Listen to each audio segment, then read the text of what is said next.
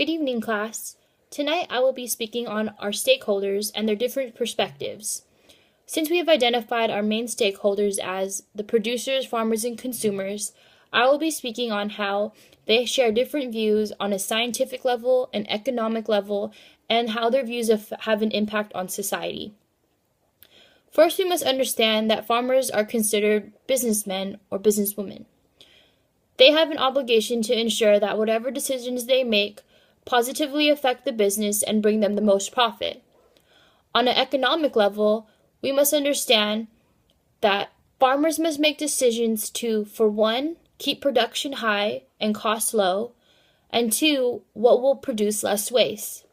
Granted, GMOs allow for genetically modified organisms to be implanted into such products. It allows them to streamline the process and ensure that all produce that they produce are pretty much in a state that can be sold right off the line, as opposed to organic produce. Secondly, on an economic level, on a scientific level, what advances in GMOs will contribute to the long-term benefits of the business?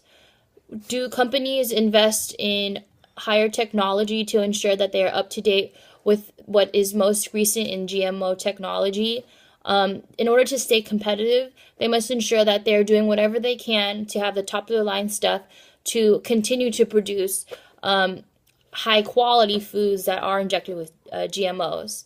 And lastly, its effect on society. Do they have a responsibility to label these items? In most cases, they didn't have to label it until they were outed by the media or activist groups who questioned them at first and to ensure that they were labeling them properly. On a consumer level, what can we say? Our obligation is, as a consumer, don't we have the right to know as far as what is labeled and what isn't? On an economic level, do we see that? Do larger companies that tend to rely on the use of GMOs produce cheaper foods that, as consumers, we're more inclined to buy? And lastly, what are the long-term effects of GMOs on our health as consumers? We have a tendency to overlook, the bad, considering it's going to save us a couple, dollars in our pocket. But in the long run, continuing to support companies that rely on GMOs, put GMOs in our food that we're not even aware of.